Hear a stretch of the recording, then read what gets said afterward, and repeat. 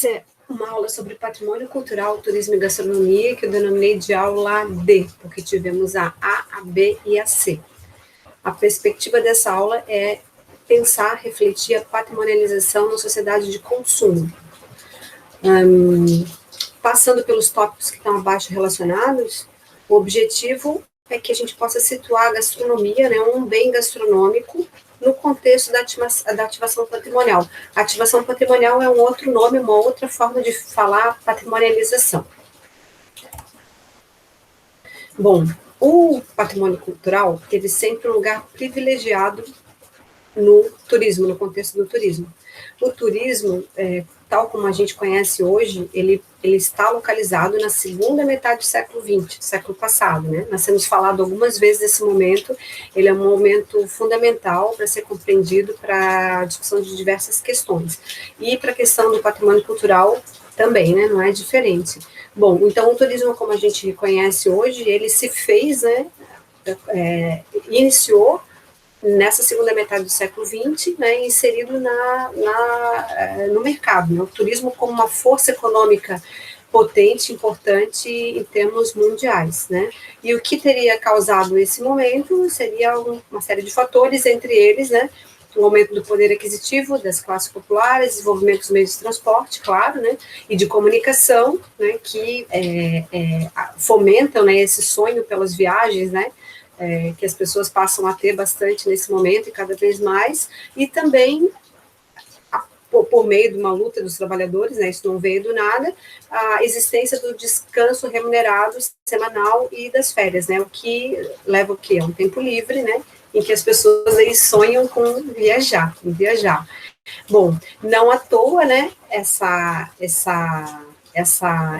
esse início, né, essa importância que o turismo passava a tomar nesse momento, não passou desapercebido por algumas organizações internacionais importantes, ligadas à cultura, como a Unesco, né, especificamente a Unesco, a ONU, a Organização dos Estados Americanos e o Conselho Internacional de Monumentos e Sítios.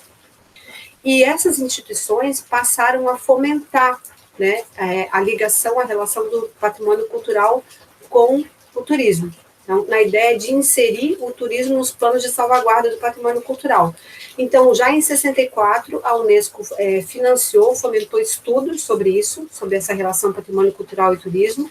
Em 66 surge esse termo, que hoje é tão bem conhecido nosso, né, como turismo cultural, surge lá, é a primeira vez que o turismo é adjetivado como cultural, foi em 66, e foi sob os auspícios da Unesco. Em 67, a Unesco lança o Ano do Turismo Internacional, né, pensando, né, sempre nessa perspectiva de que a cultura e os seus produtos poderiam ser rentáveis, né, e poderiam levar ao desenvolvimento dos lugares para onde os turistas estariam viajando. Esses lugares eram, né, o que então se chamava dos países, né, o termo que se usava era países subdesenvolvidos, não se usa mais esse termo, naquele momento se usava, nós incluídos, né, América Latina aqui. Então, a Unesco financiou, por exemplo, missões para cá, para a América Latina, para o Brasil, inclusive, para pensar essa relação, né. Então, se naquele momento se contrapôs o turismo cultural, que seria o bom turismo, a forma boa do turismo, ao ruim, o turismo ruim, ao mau turismo, né, que seria o que vinha se praticando, então, até esse momento. E pensem que era um tempo curto, né, anos 50, e nós estamos nos 60, uma década, né, e já se estava pensando em que tinha que se rever algumas coisas, né, então se pensou nessa ideia do turismo cultural, porque este turismo cultural poderia promover, teria o condão de promover a autoestima dos anfitriões, nós aqui, por exemplo, né, e também estimularia o interesse pelas tradições, o nosso próprio interesse pelas nossas tradições, já que estava vindo gente nos visitar aqui, isso geraria, né, um aumento da nossa autoestima, né, enfim, era nessa ideia. Então, mas o que acontece? Acontece que este turismo cultural, ele foi pensado sobre as mesmas bases do turismo hegemônico ou convencional, né? Digamos assim, hoje a gente chama assim. Por quê? Porque se previa um grande número de turistas, as metas eram grandiosas, né? Para isso era necessário uma infraestrutura específica para o turismo e uma infraestrutura pesada, né? E tudo isso a gente sabe hoje, né? E já em seguida se começou a ver também, como a gente vai ver mais adiante, que isso impactou em termos culturais e ambientais também os lugares visitados. Nesse momento em que essas organizações pensavam, né? As organizações e também os governos, é claro, né? E o setor produtivo também, é claro, né? Isso era mais uma crença do que uma posição fundamentada. Então, se acreditou, né, se sonhou, talvez, que a técnica, a cultura, a economia articuladas, amalgamadas, né, poderiam levar ao desenvolvimento por meio do turismo aos lugares onde ele acontecesse, ligado ao patrimônio cultural. Né? E ao mesmo tempo que se pensava que, né, se pensava que havia os perigos da modernização e do progresso para a cultura, para o meio ambiente, não se associava esses perigos ao turismo, né? Por quê? Era um momento de inexperiência ainda, né? O turismo cultural era um sonho.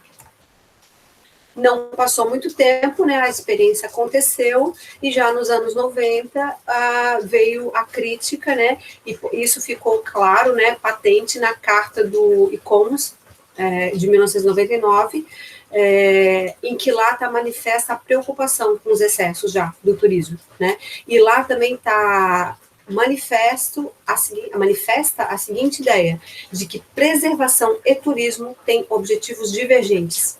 Preservação do patrimônio cultural e turismo não têm objetivos afins, né? E que sim, o turismo estava promovendo, né, uma invasão, e que isso sim estava levando à perda das tradições pela inserção na economia de mercado de muitas populações dos locais que estavam sendo visitados, né? E aí nessa carta também se falou, né, na necessidade de orientar esse turismo para servir a cultura e não destruir a cultura, né? Mesmo assim, né, nunca se, ainda que essas preocupações tivessem emergido, não se disse vamos parar com isso, não, né? Tanto assim que a Unesco lançou a década do desenvolvimento cultural, de 88 a 97, bastante ligada ao turismo.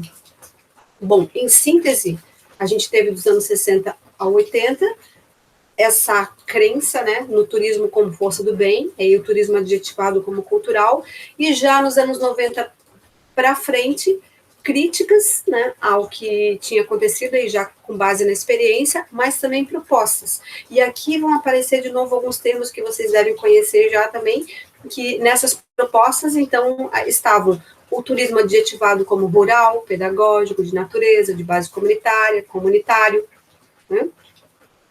É nesse momento também que isso surge, né? Nos anos 80, 90, surgem essas propostas, né, como alternativas ao, então, turismo dito convencional ou hegemônico. Bom, o nosso assunto aqui é patrimônio cultural. E patrimônio cultural no contexto da patrimonialização, quer dizer, na ativação de um bem, né, patrimonial. No campo do patrimônio se diz que existem, né, se categoriza a patrimonialização em duas categorias, né? Então, a gente teria a patrimonialização prévia ao contexto mercantil, denominada clássica, destinada ao consumo interno, ou seja, desvinculada do mercado e também desvinculada do turismo, que está sempre ligado ao patrimônio cultural, né? Quando a patrimonialização é mercantil, que é essa outra categorização. Então, a patrimonialização mercantil seria essa destinada ao consumo externo, né? Leia-se turismo, né? E que, nesse caso, os discursos ligados ao patrimônio, eles são ajustados a essa demanda turística, ajustada ao que o turista pensa, né, em encontrar quando ele pensa a sua viagem. Eu trouxe aqui um caso da Irlanda do Norte, eu acho que ele é emblemático. No começo dos anos 2000, o Conselho de Turismo da Irlanda do Norte capacitava, orientava os agricultores a criar uma atmosfera rural nas suas propriedades para receber os turistas. Olhem essa forma de dizer, né? Criar uma atmosfera rural. Já se estava num lugar, né, rural, mas era preciso criar uma atmosfera rural, de forma até que os agricultores tentassem esconder todo o sistema moderno que estava presente já, né, claro, nas propriedades rurais, e que o turista tivesse aquele cenário de uma vida pacata, tranquila, né, da Irlanda rural que ele sonhava encontrar quando pensou a sua viagem. É nesse sentido que se diz que o patrimônio, a cultura, quando inserida num contexto mercantil de turismo, ajusta os seus discursos para atender a demanda. E essa é a crítica que se faz. Bom, seguindo nessa ideia da crítica que se faz à cultura, né, ao patrimônio cultural no contexto mercantil, é que se teria mais interesse econômico, mais interesse na economia, né, na dimensão econômica gerada, do que na preservação e na valorização desse bem. Né? Isso é uma crítica. Há outras posições que dizem o seguinte: as populações têm direito de viver do seu patrimônio, porque é muito fácil para uma instituição, né, para alguém que está numa instituição, dizer que, né, ficar um pouco mais ligado a um certo purismo, quando essa pessoa, né, esse agente social não precisa, né, desse patrimônio para viver, mas algumas populações precisam, né? E se a gente pensa a preservação amplamente, né, em todas as suas dimensões, a gente tem que pensar assim, né? A preservação, ela é investigação, ou seja, identificação de um bem gastronômico, por exemplo, né? Ela é conservação, e no caso do bem gastronômico, ela é o registro, então, né? Porque o instrumento que protege, que pode ajudar a conservar, no Brasil, é o registro. E a gente tem a difusão e a restituição, que está em letrinha menor ali, porque essa é a dimensão menos efetiva. O que acontece, né, quando se tem a patrimonialização de um bem cultural, é que se faz a investigação, se faz o registro, né, no caso de um bem gastronômico, por exemplo, se mantém referentes culturais no nível da memória, mas não se consegue restituir à população a fruição social daquele bem. Isso é a coisa mais difícil. A restituição assim, a prima pobre desse processo da patrimonialização. E eu penso, né, e coloco uma questão aqui para vocês, se não é justamente essa não efetivação da restituição, da valorização, da difusão desses bens patrimonializados, que leva a tão pouca participação dos detentores culturais desses bens nesses processos de patrimonialização. Vamos deixar isso para pensar aqui, né? E aí eu pergunto também, né, o que é possível? Quais são os usos sociais do patrimônio que são legítimos no nosso tempo, né? Porque o que interessa é o nosso tempo, né? A nossa sociedade atual, contemporânea, urbana. O que é possível? Bom, algumas questões para a gente pensar aqui, né? Que a gente precisa, ao pensar em patrimônio, pensar para além da memória, do passado, da musealização, né? Para além do registro das heranças do passado. E precisa pensar na direção dos bens atuais, né? Nas necessidades da maioria da população. Né? Pensar que o patrimônio cultural, o bem cultural, deve ir para além dos bens da minoria, né? Para além dos bens de elite. Nesse ponto, eu acho que a gente avançou sim, né?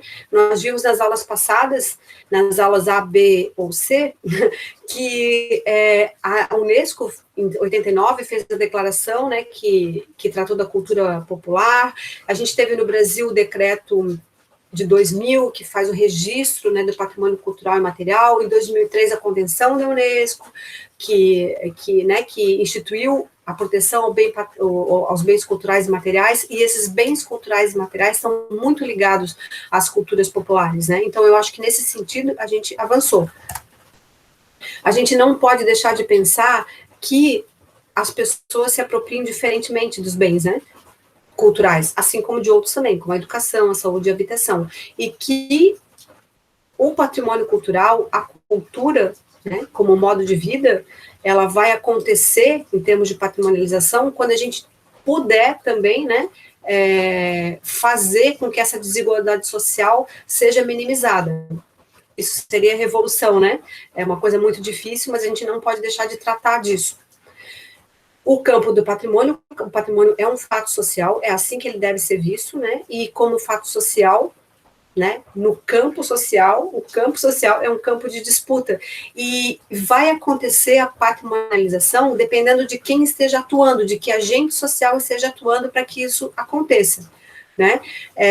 E como é muito difícil a gente pensar o real sem proceder a uma certa categorização, uma categorização, uma forma de pensar, é pensando o real em termos de Estado, né, em termos de setor produtivo, em termos de sociedade civil organizada. É essa categorização que eu estou propondo aqui, né, a partir de alguns atores. E esses três atores agem, né, mais ou menos no campo patrimonial. A gente vai começar falando aqui do setor produtivo, né, e ao falar do setor produtivo, a gente não pode deixar de lembrar que existe uma finalidade, né, uma atividade produtiva, que é a acumulação econômica e a reprodução da força de trabalho, né, e a regra, né, não que não haja exceções, é que, tendo essa por finalidade prioritária, aconteça exploração indiscriminada de bens naturais e culturais.